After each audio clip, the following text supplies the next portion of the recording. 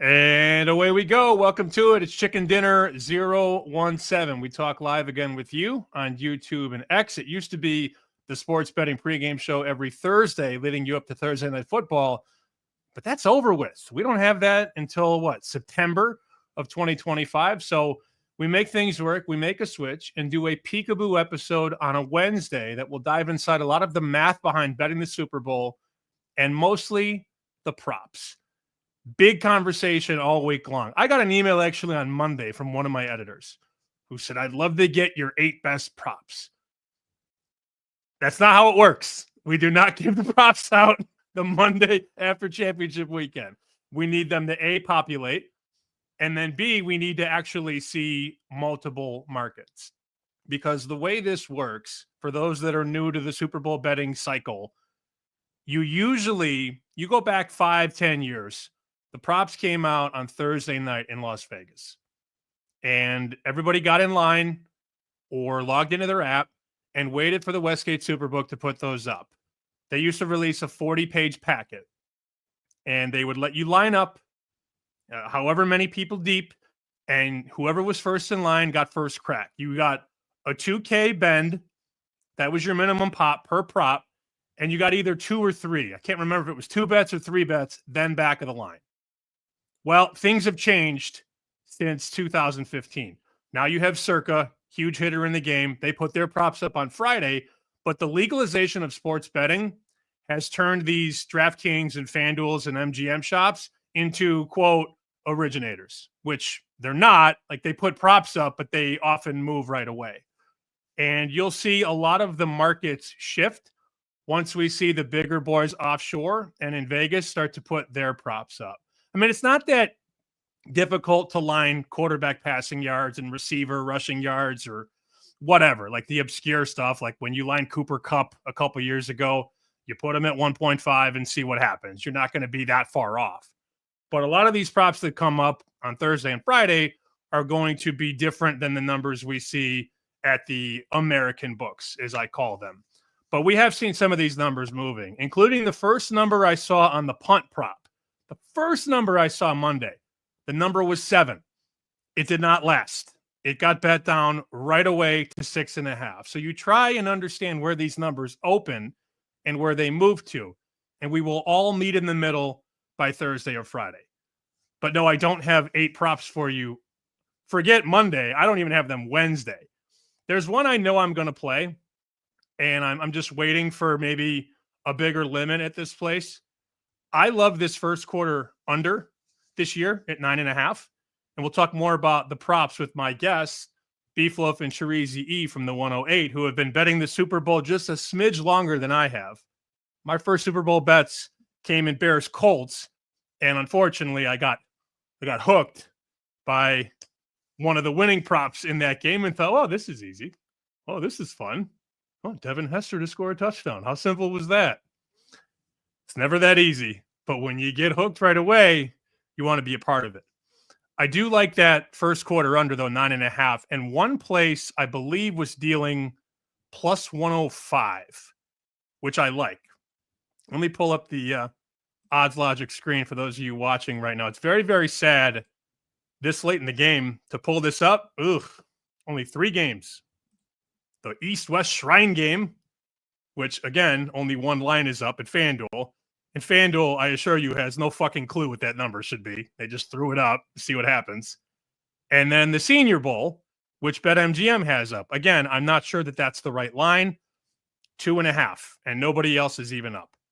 But the only NFL game remaining, boys and girls, is this one right here, 109 and 110, Kansas City and Philadelphia.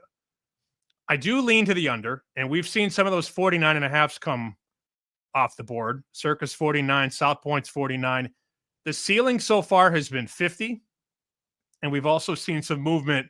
Kansas City opens up, call it 1, 1.5, bet up to 2, and then bet back. So the side really hasn't moved in a couple days. The total has started to come down, which naturally affects a lot of the markets like this, first half and first quarter, which I wanted to pull up.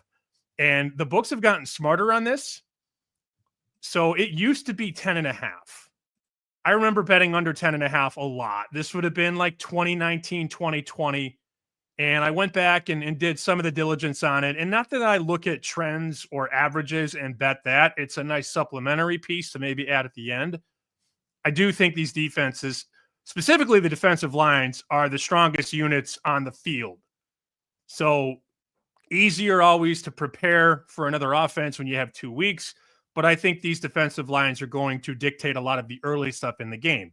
If the D lines are bad, okay, we have 7-7. But a lot of these first quarters are low and slow. We know the pressure is bright, and the Chiefs are also notorious slow starters. I mean, even last year's Super Bowl was 0-0. We've seen, the Patriots-Falcons game was 0-0. Well, the Patriots-Rams game was obviously very low scoring, 13-3. Now, we've had some that have gone over. There have been several that land 10 or 14, but the books have unfortunately smartened up. You see, they have all 9.5s. It used to be 10.5 under -20, and I used to love that. That was awesome because you were protected on 7-3. Now you don't get that, which makes me like it less, obviously. Numbers do matter, as my next guest will tell you in about 3 minutes when they hop on the show. But I think this is a 7-0, 3-0, 3-3. At worst, it's 21-0.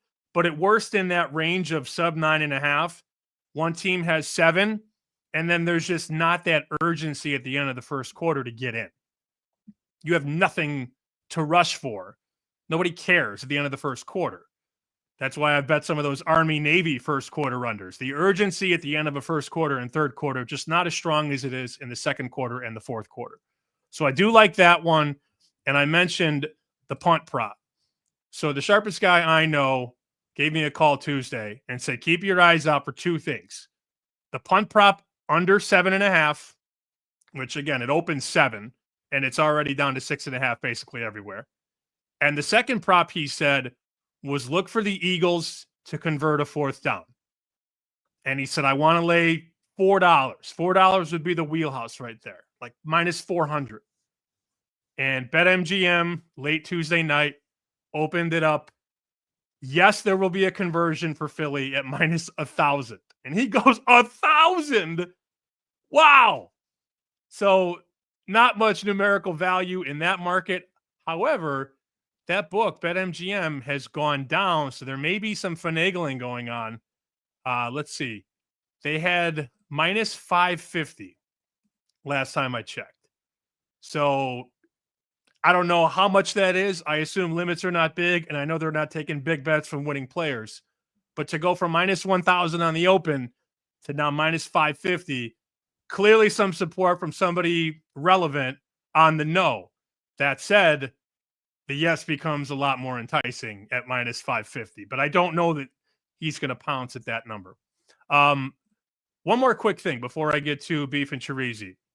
If you did not see this thread today on X, it took off a lot more than I thought. And Joe and I talked about it on the morning show, and I was really enjoying that segment today. It's hour 2 of BetQL Daily.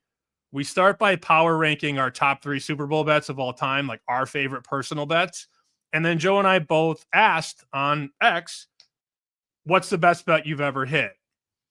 And this got, 23,000 views. More importantly, almost 90 engagements or replies or whatever the hell you call it, 79 responses and 11 reposts or quote tweets. And it's a pretty interesting thread because there's nothing more relatable than an American citizen either winning or losing money on the Super Bowl. We've all done it at some point in our lives for the most part. Those of us that, are kosher, if you will. And I did want to bring this one up. It's very funny. From the DGen Weekly. Very good tweet right here. I had 20 prop bets in this one. Lost 19 of them. But the one that I hit was no touchdown in the first half at 25-1. Glory. And as you see, the degenerate post the game box. 13-3 final score. No points in the first. 3 points in the second quarter. Getting him no touchdown in the first half. So you go 1-19, but you probably had a day that wasn't that bad if you hit one of the wins at plus 2,500. So I really enjoyed the thread. If you missed any of that, you can just go back here at SP Shoot on my social. It's the thread from this morning. We talked about it on BetQL Daily, and I have a feeling that a lot of the conversation all week is going to derive on what we bet prop-wise. So let me now stop sharing my screen. I have an error message on my computer, which hopefully isn't good. Your browser has lost connection to your screen share audio. We can hear you. Yeah, loud and clear, baby. Okay, all right. Restart the browser if this is a problem in red ink. Yes. That's not an issue. I think we got you. We got you. Yeah. And first of all, Sammy, just a quick question, man. I saw the East-West Shrine Bowl is up now. We're teasing that with the Eagles, right? But we're absolutely doing that. I thought you were going to wheel it with the East-West game, the Senior Bowl, and the Super Bowl, and make it a trifecta wheel. I mean, you could do that. You could do really. I need to reload. I need to. So I get that at plus 180. You know, that's the good prices. You want the good prices. That's right. I can't do that. That's plus 160 garbage, man. So they're from the 108. You got to check their White Sox podcast out. It's BeefLoaf. It's Chorizy-E. Joining me for what feels like the 10th time on the show over the last 7 years or so. We did an episode basically in an alley at one point, and then we did another episode in one of your basements. Eventually I'll make it into like the main room.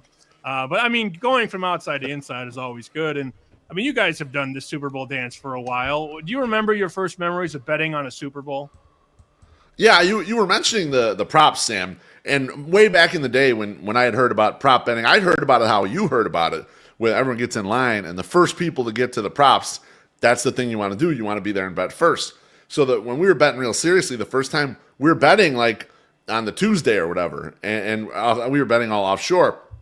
And I quickly realized that was a mistake because betting offshore that early is dumb. You want to let the square books, the sportsbooks.com, Chorizy, right? You want to let them give you back a good price on some of these squarish lines, and so we can get the no overtimes and no safeties for great prices, unders on any of the yardage and all that. So it was valuable for us to wait. So after the first year, we learned wait offshore. Let it get deep. Let the square books start giving you beautiful prices all over the board, and then hopefully you got enough money out there to bet as much as you want to.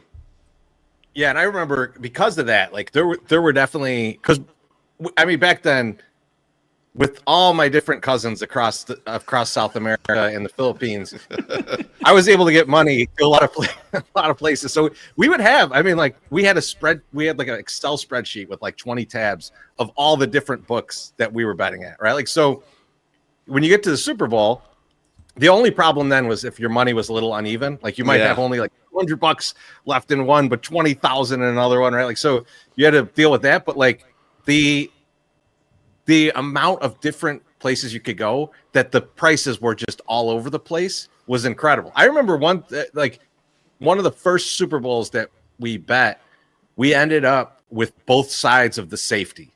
Like it was just a straight arb. And like, so it was just like, okay, how much should we put on both sides with these prices? Because they're both good for us. Like, just go.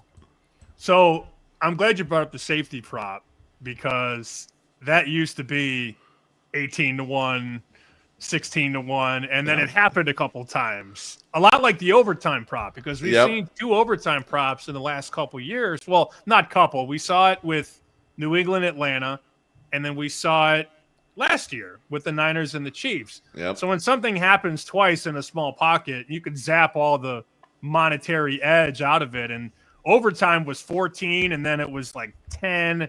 And I saw one book today have 675. Another one had 7.25, and I'm thinking, But they don't have a no, right?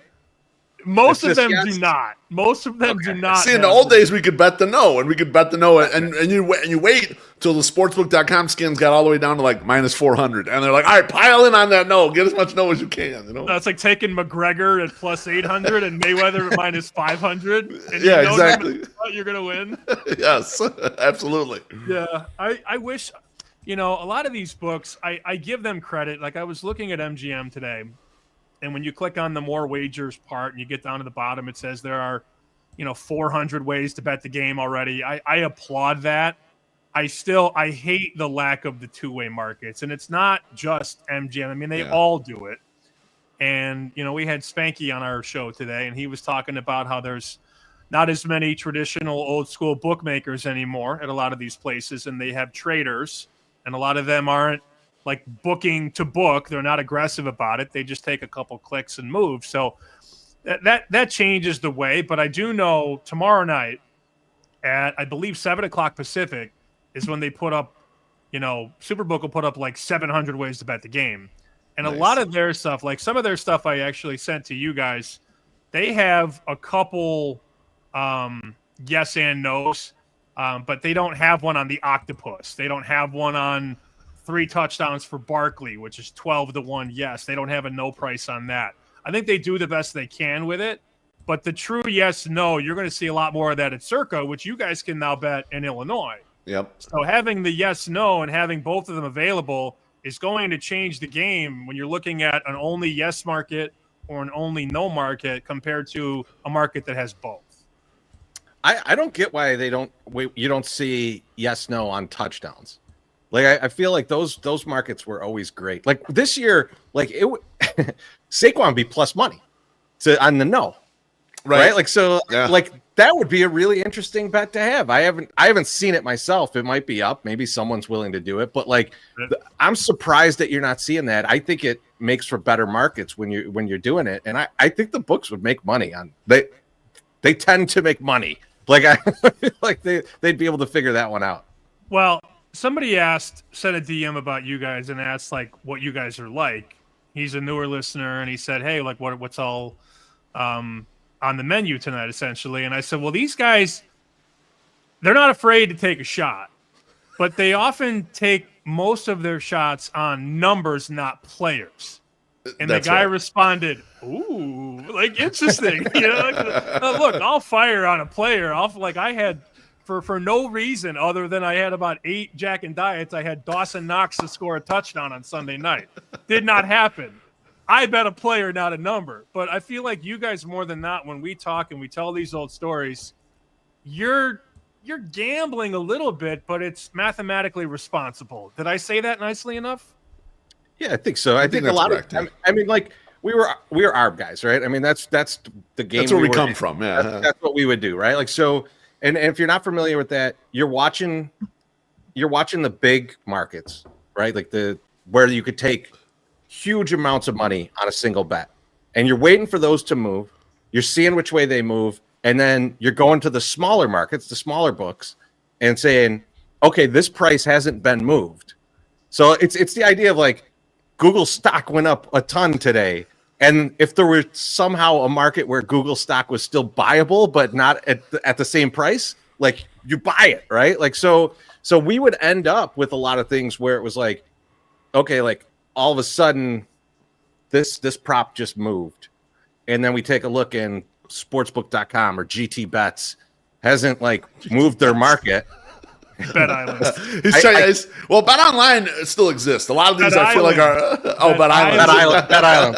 We don't talk about that. But you still have too much money from it, not from bets though. Did somebody say? But you end up with this number then, and like a lot of times it was, like even if you thought something about a game, even if you had an inkling as a fan, like we would go against it because look, Billy Walter's smarter than me. He's going to have a better number. So when his crew bet something way up, man, I'm taking it too. So I think that's kind of like a lot of the times where we ended up on these numbers, and it ended up, especially with how many little small books there were, we would have for the Super Bowl, we'd have the craziest stuff ever. It'd be like, I need Trent Dilfer to throw between 204 and 208 yards today, and then I hit both times. Right. Zero big arb right there. Let's go middle. Okay, that's an obscure, very funny name. Who else, Beef? You go back and you think about some of the old bets you guys had. I mean, the Trent Dilfer 4-yard middle is very funny. But there had to be like a Joe Juravicius to score a touchdown or something like that. What's funny about the props is we didn't just limit it to the Super Bowl. We would handicap props early in the year, and we'd be betting them right out of the gate.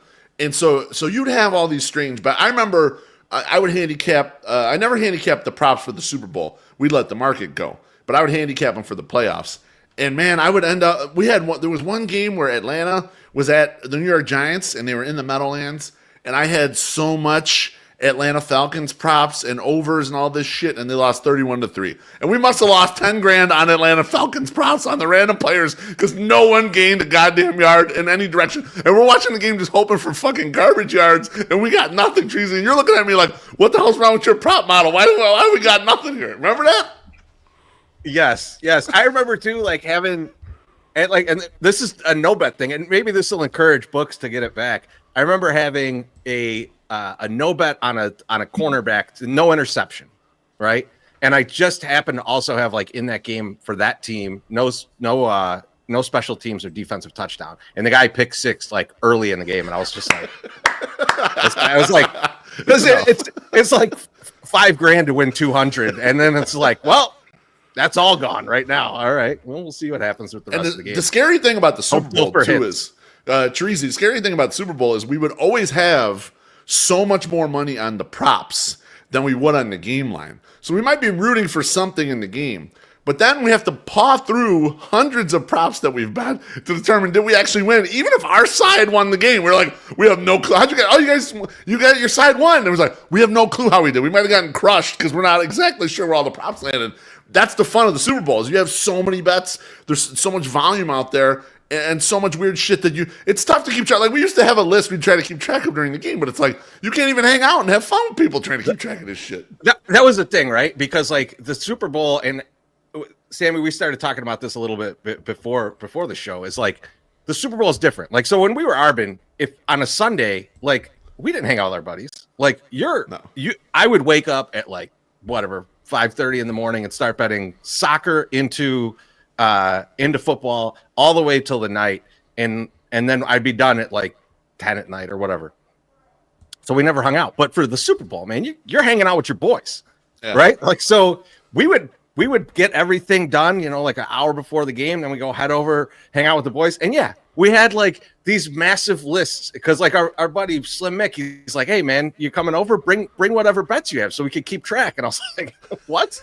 I got 500 bets. I got a legal notebook full of bets, and I'm just like, let me see. That guy just scored a touchdown. Where is it? I don't know. I can't read if that's what I wrote. So maybe we won. I was taught by a guy 5 years ago because I lived in Vegas for 2 Super Bowls, and he became a really good friend of mine, and he invited me over to watch the game with him. Big mistake because it was just nothing but like alcohol and like screaming at the television. And he had said basically the same thing. Like, I haven't made any bets after kickoff. Everything I've done is already done. I'm not a big in-game guy.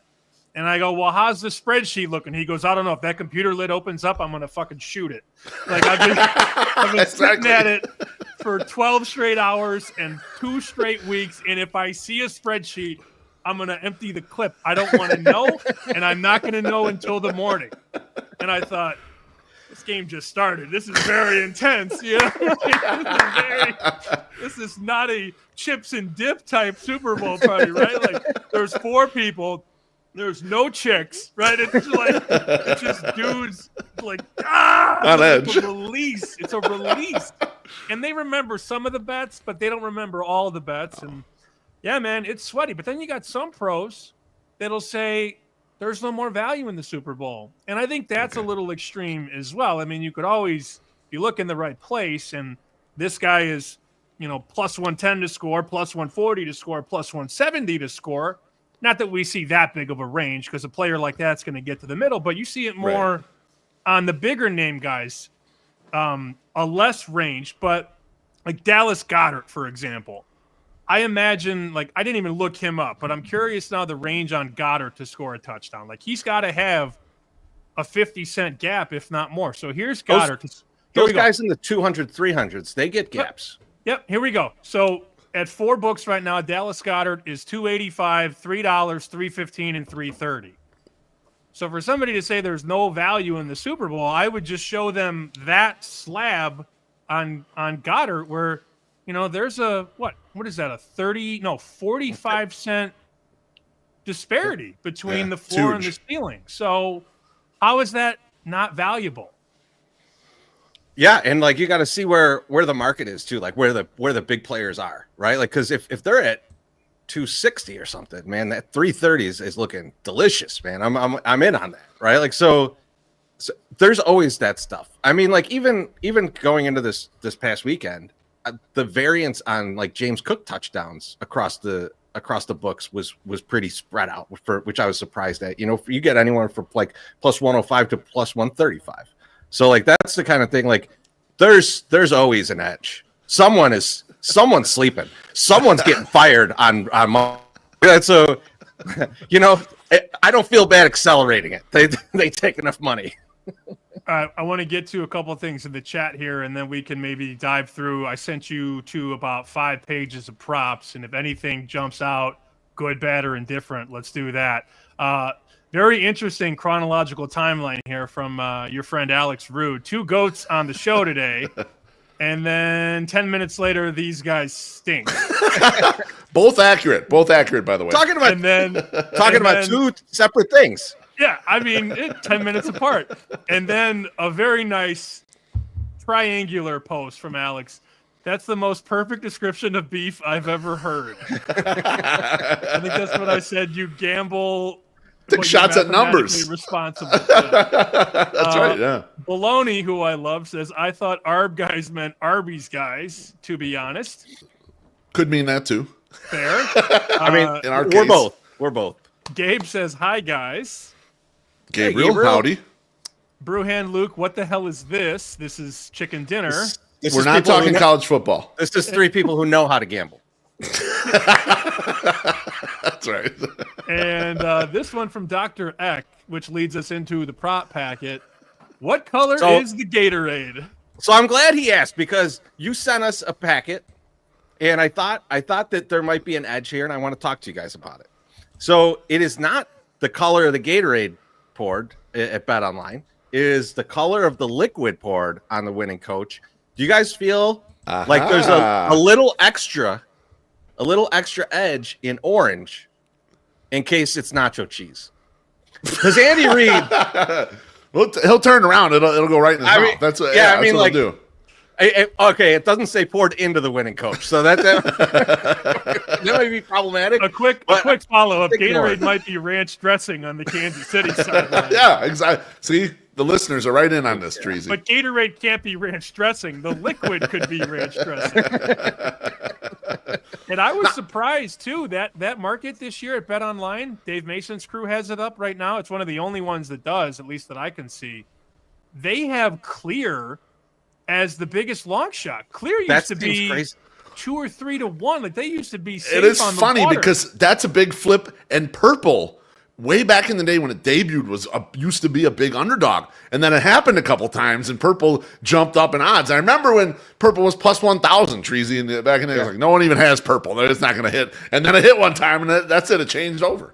Well, it's been purple the last 2 years, and ironically enough, both of those were Chiefs wins. So that's very simple. Anybody doing any film got to be the favorite, right? Would see Chiefs last year purple, Chiefs the year before purple. They have no idea. The books have no idea. The limits aren't big, and you know that is actually a big problem for some of the traders and bookmakers in Vegas. People come up to the window and they're like, "I want to bet the Gatorade," and people are like, no, it's not a legal market. Gaming would never approve National Anthem or Gatorade. It's an offshore bet. I think you could bet it in Canada. You could bet it like in Ontario last year at a couple places, but you cannot. If you're looking right now for DraftKings, FanDuel, MGM, Caesars, ESPN bet, you will not find the Gatorade there. Just a heads up. Which is a shame. I mean, like, it really is a shame. Like, I feel like we did a thing a couple of years ago, and it was the prop bets that I could find at Bovada, right? Like all the weird prop bets. Man, why can't they have these? Like like it's so ridiculous stuff. Like, I mean, like that. I think it's a lot of fun. Like, I think the one that we were talking about in there was, so there was, Sam, there was one where it was like all things that could possibly happen in a game. It's wild though, right? Like the exact score of every quarter, and then the final and all this other stuff. certain MVP and this and that. And it was the same odds as aliens invade Las Vegas and the game ends in a tie. And we were like just laughing about it. And one of the commenters was like, what if the game doesn't end in a tie? Like, I didn't realize this was a parlay. It's two things. What a bad beat that would be. The same game parlay. I didn't even catch that. The aliens invaded, but it was 7-6. Now what? And how does that work in the complaints department? Oh, that's a good one. I have no idea also what Kendrick Lamar is going to sing first. Apparently, though, there was a big move on Humble, which really okay. I wanted to ask a question about this because go ahead. What I know of the whole Kendrick Lamar, especially the feud with Drake, is that Not Like Us is the most popular song from that situation. And my guess would be that there's no way that would be the first song played. I feel like you'd be building momentum. That would be somewhere in the end to the back. So I would think that plus, as listed on this prop sheet is plus 200. I would think you can almost scoop that out of there because I don't think it has a good shot at going first. Here's what Mason tweeted, and Mason, of course, is I just lost my spot there. Mason is the one that runs the book at Bet Online, and it's his top tweet here. Give me like 1 second. Good thing it took the right screen, huh? So here it is, and here we go. Eyebrow-raising bets came in on Humble for Kendrick Lamar's first Super Bowl halftime show song. They moved it from 6-1 to -150, and then as I checked before the show, here we go. Post game, -200. Yeah, so it's sitting pretty right there at -200. But from 6-1 to -1/4 is a pretty decent numerical move. I don't know how much money was bet, and we'll never know that. But that's a pretty decent move. Yeah, 12 days out, right? I'd put a touch of money on it, thinking someone saw the set list. Oh, so you already bet it? No, I didn't bet it, but seeing that move, that's the kind of thing where I'd go like, you know what, maybe the drummers, got out there and told everybody what it's going to be. So that's right. Okay. So we have nothing on Gatorade or on the anthem. I mean, if I'm betting Gatorade, I'm taking the long money on Clear. All right. Clear. They pick up the wrong bucket. They pick up the wrong bucket. It's Clear. Okay. All right. So purple plus 1/4. I love how they've associated yellow, green, lime is the same color, even though it's 3 different colors. So anything yellow or green is in the yellow, green, lime. Then blue 6-1, orange at 7, red/pink at 10, clear/water at 11. So glacier ice that's clear then, right? Isn't glacier ice like that? I think so, right? It feels like it. I think we need someone on the inside to let us know if like Patrick Mahomes' favorite flavor is the purple one. Because like if that's it, then you know that they just that's all they got on that sideline. So remember, we did the show with you guys, and the title of that episode is +135 or 8-1. Because that was the year that somebody told somebody, the kid from Chicago was on the Bucs sideline, like, yo, the Gatorade's blue. That's right. The Bucs were dogs in the game. So you either took 3.5, or +130, or you took 8-1. And it came to fruition. I don't know anything yet, wink, wink, but if I do, I will let everybody know. The only other one I wanted to talk about was the anthem. Okay, did you guys see the number on the over-under for the national anthem? Yes. So it's 125 seconds. It's at the top of the page. Right at the beginning, right under the word pregame. Okay. There we go. I feel like with guys like this, that number is too high because he's one of those really eccentric, really funky keyboardists where the interlude is going to be extravagant, but then he's going to zip through the wording. And that's the language on the prop. Wherever you're betting the prop, understand it's not when he touches the first key. It's when he opens his mouth and says, oh. So you guys react. I actually have a clip of audio to back up my point here. But what's your initial thought on John Batiste over or under 2.5 or 2:05, 2 minutes and 5 seconds? I mean, I think usually whatever ends up being the favorite, and currently the under is a substantial favorite right now, and we're just starting this betting market. Those things usually run in that direction. There's usually never a run back in the other way, and especially once we get close enough to when they might have had a practice. Usually, if they don't take these off the board, you definitely want to go with whatever the side is that is the favorite and hit it as hard as you can. Yeah, I just feel like every time you see this one move, someone knows. Like someone has heard him do it before, or someone has a video of him doing it before, or someone has saw a run through. Like, look, if there's any time to practice something a lot, it's doing the national anthem in a huge spotlight, man. You can't be Carl Lewis. Like you cannot forget the words. You cannot sound terrible. Like you practice your ass off for this. So someone has heard the run through. So they cut to the players like they're laughing. Okay. So it's funny you bring up that somebody has probably studied this. Well, maybe that somebody is me. So this is the best sample I found of Jean-Baptiste playing the anthem at the NBA All-Star Game in 2017. The video in totality is 2 minutes and 9 seconds, 2:09. Remember, the over-under was 2:05. Yep. Let me just play the intro to the national anthem.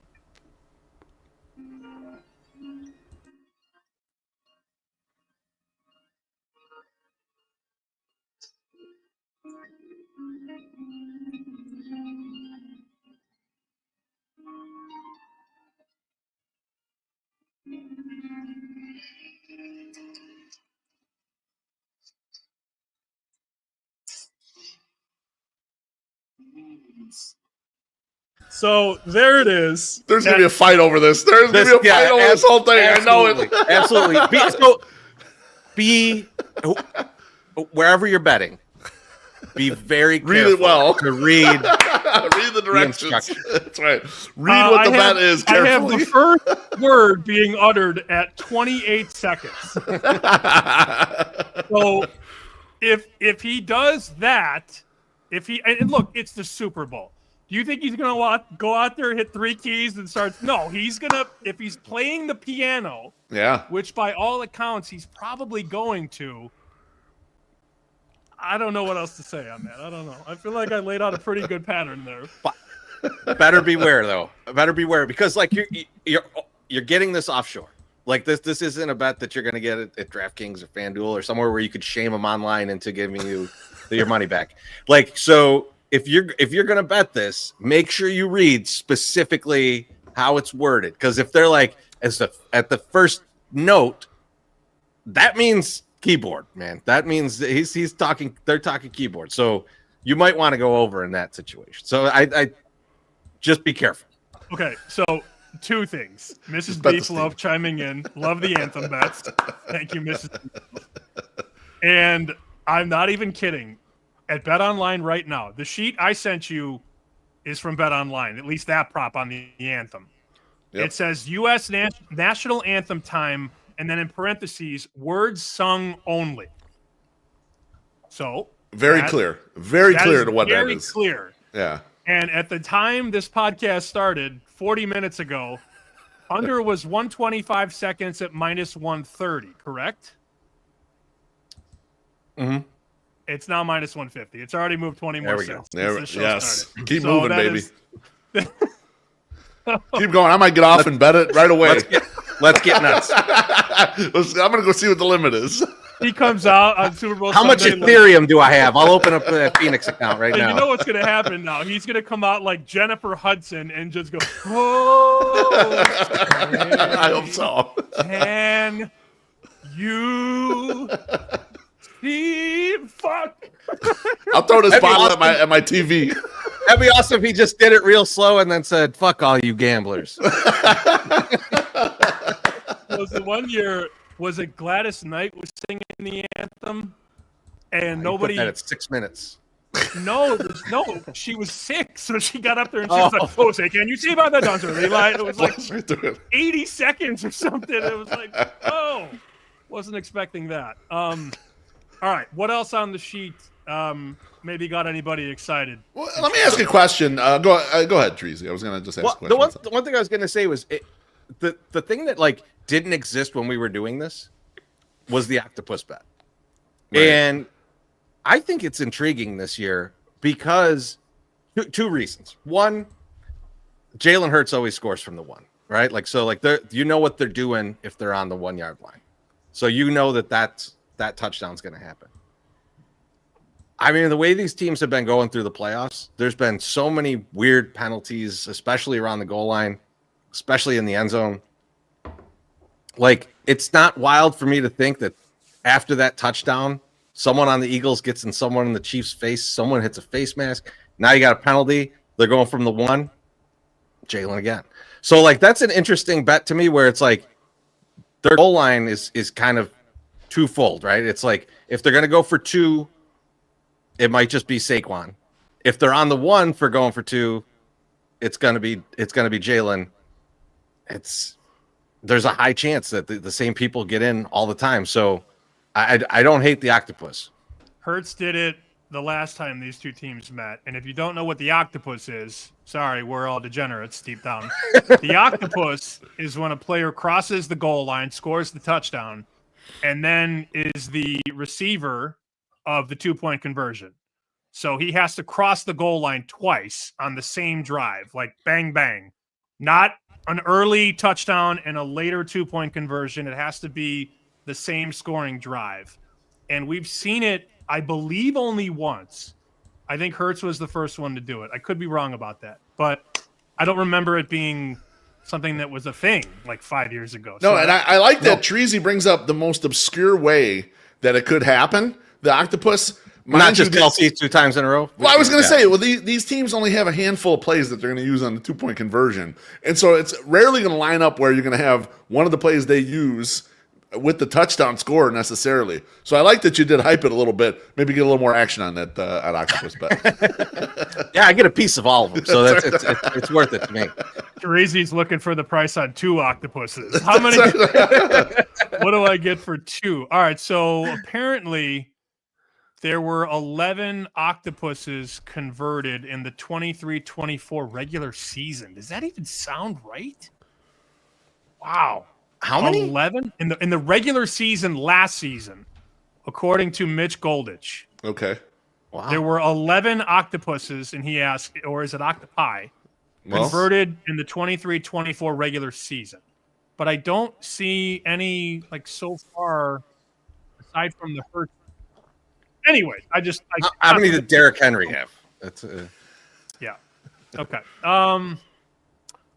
What about like these obscure props, like not obscure, but the markets that have come down a bit, like the safety, longest touchdown one year. I remember I had longest touchdown under 50.5 in Vegas. I ran to the window. I'm like, that's not right. That number is now 40.5. And then the number off the top I talked about, Eagles to convert a 4th down from minus a dime on the open to minus 550. I wasn't laying a dime, but 550 is maybe a little bit better than I would have expected on that market. Interesting. People took down the no pretty good there. That's yeah. I mean, I'm sad that some of these have gone down so much. The no overtime. Those used to be the free money. No overtime. No 2-point conversion. So, Sam, let me ask you this question about the coin toss. Okay, I always thought it was a missed opportunity that sportsbooks don't just go plus 101 on both sides, plus 105 on both, plus 110 on both sides, and have it as a marketing tool. Bet your props with us. Put a deposit down with us. And now I like that Bet Online has minus 101 because in the old days, half of them were still minus 110. And it's like, you're really charging that much juice on this? Give me a break. Like, what the hell's going on? Why has no one jumped in on the other side and said, that's it, we're going to give you plus 110 on both sides of this thing? I don't think you'll ever see plus 110 on both sides of the coin toss. But Chris Andrews at the South Point goes, we always need tails. Like, he's like, everybody bets heads. Yeah, I don't know. And then you go across town, and he's like, we need heads. You're like, yeah. I don't know why certain books need certain results in the coin toss. I'm not going to lie. I've had a couple nickels on the coin flip in my life. I'm not going to lie. I think that's no shame in that game. That's part of the fun, right? Like, I think that, like, if you're hanging out with the friends, and like that's something that I think like is is important to say here. Like me and Beef for a long time, we did these things by the numbers, and we wanted to always have, we were trying to make a profit, right? And that's why we didn't go out on Sundays, right? But if you are better and you're going to be hanging out with your boys, everybody get on the same side of the coin toss. Everybody get on the same side of the anthem. Have that fun at the beginning of the game, man. Like people will be looking at you like, what the hell is wrong with these guys in the bar? They just threw a stool in the air because the coin came up heads, right? Like this is supposed to be fun, man. Like, if you have $5 on the coin toss and it hits, man, it feels good. All right, so just go do it. Have a little fun with it, man. Like that's the tone. Yeah, and then have like we were spent all those years, no safety, no this, but man, nothing funner than like a weird thing happening in the Super Bowl, and you're like, man, I had $5 to win 50 on a safety. Great, like do that stuff. Don't same game parlay though, right? Carson Wentz is not going to get the last touchdown of the game to make your same game parlay make you win a controlling share of Google or whatever it's worth. Like, don't just bet them individually, man. Have a good time with those. And whatever you bet, be careful. The bartender is starting to cool off. I don't know if anybody's seen this. Oh, he double dipped Ravens against the Bills. It was like the first 2-unit bet he ever made, and that lost. Commanders. And then he came out, Commanders points, Commanders money line. And just so he's lost 4 bets in the last 2 weekends. And I'll never forget, we were in Vegas, and he was on Eagles money line and Gainwell touchdown. Not only did the Eagles not win, Gainwell got in. They ruled it a touchdown and then went to the monitor and said, nope, he's short. Oh, no. Brutal. So that, of course, they get in the tush push or what, a brotherly shove, and Hurts falls into the end zone. And he texted me, this league's rigged. He's like, it's rigged. I'm like, yep. They knew that the bartender on Roosevelt and Halstead had the Gainwell touchdown, and they purposely rigged the game. Just be careful. Whatever he comes with in the Super Bowl, I think he's going to come Chiefs. I have this gut feeling. Wow. He's just going to try and get it all back from the playoffs and go, Mahomes will never let me down. That's just kind of what that's usually a good idea, That's usually a good idea. Mahomes usually don't let you down. So he is 7-0 ATS in the playoffs when the line is 3 or less. That does check out. Teaser. What, Eagles to 7.5? And East-West Shrine. That's the problem. You don't have a leg to tease. There's no other leg.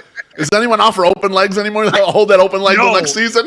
Yeah. I do have a question for you guys though, because we talked about the Eagles 4th down conversion thing, right? And that insane number. Like if you're gonna bet that, yes, right? Your assumption is that teams are gonna go for it on 4th down a lot. The Chiefs are gonna do it too. Is it better to bet the under on the punts and look at that market and go like, they might not punt a lot if everyone's gonna go for it on 4th down from the 40 on, their own 40 on. 100%. Yeah, and I wonder too. I doubt. I'm trying to build one right now, and the site's giving me a little bit of a problem. I'm having some internet issues today. I apologize for anybody's dealing with some internet today. We've had some stuff going on in the area, but I was wondering about the Eagles. If I could parlay, and I'm sure you can't do it. If you do this in Vegas and you walk up and ask for this, they kick you out. But can I go to BetMGM and parlay the Eagles? Yes, 4th down conversion with the punts under.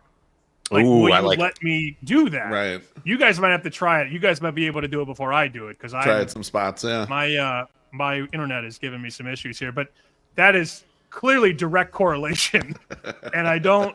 Even if you are able to bet it and you win it, you might get kicked off for that. These days, I don't know what you're allowed to do. They love me at all these books. I'll be fine. Don't worry. Right. I don't do any correlated parlays. Yeah. Here you come in the Super Bowl. The punt under and the 4th down conversion. I'll give it a whirl once I get my code in because of course while I'm trying to do this. Yeah. Now. Oh my God. Now they want to text you something, right? a quarterback's Yeah. not going to play, and I'm trying to get a bet in, and it's like, what is your first car? I'm like, whoa. Yeah, what is your mother's maiden name? I'm like, just let me bet it. Here's a 6-digit code that we'll send you in 5 minutes. The line is moving 3 points. That's why you got to be sitting at the screen at all times. Never leave the screen. That's right. That would be something that okay, here we go. I am back. I am in. Okay, you got it. So under 6.5 punts, and then Eagles convert on 4th down. Cannot be combined. They know. I wonder why. They know. Cannot parlay under 6.5 punts, and yes, the Eagles convert on 4th down. I always like when the books let you do it, and it's like one of these is minus 500, and they're like, you could totally parlay that with this, and now it's minus 499. What a sweet parlay you have put together for yourself. Those are still better odds than the aliens invade and the game ends in a tie, right? Hindsight's 2020, so. my friend. Anything else you guys would like to tackle, whether it be Eagle side, Chiefs side, prop sheet, anything related to the Super Bowl before I let you both? One last thing with regards to a non-quarterback throwing a pass. These two teams are not the teams I would have like. If Detroit had made this game, that would have been a really fun bet because they kind of do that all the time. Is there a guy on either side that is like a pass thrower, either Chiefs or Eagles? I think Worthy might, and I also think I don't know why. Worst case scenario for me is Kelsey throws a touchdown, wins the MVP, proposes to Swift at midfield, and then I just vomit all over myself. So do I just bet one of those things to happen just so I'm ready for it? That's my reverse question to you guys. Is it just that you're not a Swiftie, or are you one of these guys who bets Mahomes MVP as a proxy for the money line, and you're like, I got a great deal now because I got Mahomes MVP plus 115, and that's way better than the money line. Is that it? I actually have Chiefs every summer. I do it every summer at 6-1. So if they win, I'd be fine. But now I feel like I have to bet some Kelsey MVP. Just in case. I mean, can you imagine? Taste. Yeah, you can you imagine he throws a touchdown pass that wins them the game? He's the MVP. Retirement proposal. Curtains. Huge. Oh. So before you kick us out, Sammy, you kick us out, me and Beef figured, hey, we don't often have Sammy in a position where he has to say yes to something. So yes, this summer, 3 of us, yes, we're going to Vegas. I'm in. We're entering the Circus Survivor together. Oh yeah, no problem. I know you didn't want to get on the Survivor. He was out. He was claiming he was out before. We're trying to drag him back in. We're dragging him back in. No, I'm not anti-Survivor. What I don't like is Ostrowski sending me all these in-season Survivors. He's addicted to running Survivor pools. He's picking 8 teams a week at the end. I hear him. Oh, you got to pick 5 teams. Why? Why even play that? Survivor with you two. After you guys just won the Rich People League, yeah, I'm in. Let's do it. Hell yeah, let's go. So it's $333 a man. Yep. Well, we'll talk about the money offline. Because I don't know if we're just gonna have one entry. You don't know. Oh, that's true. That's true. But you never know. Okay. But nevertheless, we're not gonna be like Vodka Johnny or whatever. No one's buying out of this. we're staying in. Yeah, that's right. As far as we can take it. There was actually a group that had sold the entry, not the whole entry, but sold pieces of the entry. So everybody that bought a piece of the Survivor entry thought they had a voice. Believe it or not, 8 people trying to pick one Survivor pick every week. It's a disaster, I would imagine. Not only did they not win, I don't think some of those people are friends anymore. But are they the one that missed the week? Late in the season? No, I remember someone. No. Oh, that was so sick. My God. And I've never hoped for someone to not be alive, but I was like, that might be the better option here. If you're that far in and you just forgot. That was a week 13 or week 14 omission, I believe. It was late. That was sick.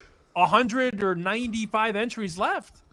That entry was worth $100,000 at that point. Terrible. It was oh man. Just didn't get it in. Just did not put the pick in. I got to take a couple Tums just thinking about that poor son of a bitch. Terrible. That's awful. And with that, we say goodbye. I think you guys should look at the punts prop under and monitor that Philadelphia Eagles 4th down conversion line. I think those are both decent plays, even though you can't parlay them. Tell us about the podcast. Where can we find? Where can we listen? And where can we plug? Oh, you can find us at fromthe108.com. You can find everything at fromthe108.com, on Twitter, or as I call X now, at fromthe108. You can find me at Mr. Delicious13. Chorizy's at Chorizy, Chorizy. And on YouTube, you can find us from the 108 on YouTube. That's where you can find all the podcast videos, anything else we do. Even if we do a commercial for the White Sox, you might be able to find that up there. So come and see us there. I'm glad you brought that up. And I did just say goodbye, but now I'm bringing you back in. Once There we they go. were out, I brought them back in. I teased this. I didn't even bring it up. This is going into hour 1.5. Let's do it. Let's do it. To be fair, you guys once told me to do a podcast, and I was there for 4 hours. And I thought I was coming in for like an hour. And it caused COVID. It did. It caused the pandemic. That's correct. Everything shut down immediately after that ended. We didn't talk about, as the uncles of White Sox Twitter, we did not discuss the win total, which you can still find at 49.5.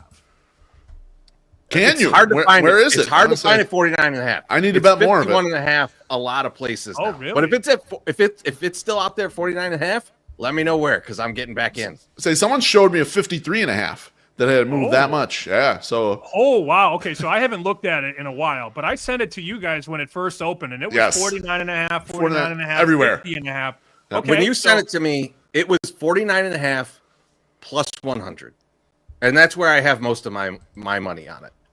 I did not get that. I got the minus 110, but still, I got a chunk. Okay, I stand corrected. The 49.5s are long gone. The range now is 51.5 over minus 20 and 53.5 flat. I wish I got some more. God damn. Those I'm iffy on. You would have to come under 55.5. Yeah, I mean, yeah, you got to give yourself some spread. What I'm worried about here, though, is I remember I didn't never bet a lot of futures, and then someone was like, "Oh, you got to get into futures a little bit." And it was in 2008. It was the Tampa Rays, and the Tampa Rays, like everyone sharp's like bet the Tampa Rays, and their line went from opened at like 68 or 67, Sam, and this thing ran all the way up to 82 or 84. I mean, we're talking like a gigantic run. You can go look that up. I got some at like 70 something. And I regret not getting more, because when you have a big run line, and I wonder if the White Sox line, as bad as they were last year, even though the third order record was a lot better than 41 wins, I wonder if this 49.5 runs all the way up to 55, 57, 59 by the time the season starts, and people start realizing it's super hard to lose 110, 112 games. The number is insanely low. I've never seen a lower opener, Chorizy, ever. The way I think about it, right? Like if I'm thinking about it, and you're thinking about it at home, the Dodgers look incredible this year, right? But think about how all the things would have to go right for them to win 121 games, right? Like, so let's say everything goes right. Shohei stays healthy. He's pitching the whole year. Looks great. Sasaki is the rookie that they expect him to be. Snell pitching 6 innings a game. Like, all these things are just happening, right? And they win 121 games. The next year, the over-under opens at 112 wins for the Dodgers. You are betting the under. Yes. You are absolutely betting the under. And so when the as bad as the White Sox were last year, everything had to go wrong for them to lose 121 games. Guys had to go sky high and rip balls out of the first row at the end of a game to make the Sox lose 121 games. They were a 110 loss team. That's no doubt. Probably 115. But like what had to happen to make it get to 121 is insane. So when you come out of the gates going, they're going to lose 112, I'm just going to say, I think they're going to lose slightly less than 112, and I'm going to bet on it. A lot of confidence. That said, if they lose more, I mean, we're talking about one of the worst 2-year runs in the history of the sport. Of any sport. The history of any sport, basically. I'll tell you what, I not that this is a White Sox show, but it can be for the next 3 or 4 minutes. Their lineup, I don't know who half these guys are. And that's saying something. So Fangraphs has their starting 9. Josh Rojas, Miguel Vargas, Austin Slater, Zach DeLoach. I don't know who these guys are. I don't. I'm sorry. Maybe I should. I don't. I have no idea. No, you should not. No, I know no who one Corey should not. Lee is. He's the catcher they got from Houston. Yep. Yeah, he's I not know who good. Baldwin is. He stinks. Yeah. Oh, they have Mike Tuckman now. Good for them. Wow. This team blows. It's one of our big offseason acquisitions there, Sam. Also, they The money traded has been spent. They traded Garrett Crochet. I don't know if you were paying attention to that too. So the pitching staff now doesn't even have the one guy that was really good anymore. Still, if someone offered me 49.5 again, I would barrel again. I would love to bet some more of it if I could. All right. That does it for BeefLoaf and Chorizy-E from the 108. Tell hello to My Sock Summer and, of course, cousin Wally. Let everybody know Daddy. I said hello. Tell Daddy I said hi. And I will see you guys soon when we sign up for Survivor. Sounds great, man. All right. Cheers, Sammy. Chorizy-E and BeefLoaf from the 108. I added them back like I did earlier in the show. Get out of here. See you later. At from the 108. We'll do some bets next week. I kind of want to see what these Vegas books do on Friday and Saturday, or Thursday and Friday, I guess, for that matter, and put a list together over the weekend and see who was accurate, who was not in terms of like the DraftKings and FanDuel and MGM and all that. So we'll put some bets out hopefully early next week, Monday or Tuesday. Get you ready for the big Super Bowl between Kansas City and Philadelphia. I do like that first quarter under, and pay attention to the number on the national anthem. 125 seconds, probably a little too high. I wonder what that number is when we get closer to kickoff. Catch your tickets, make some money. We'll talk to you next time right here on Chicken Dinner.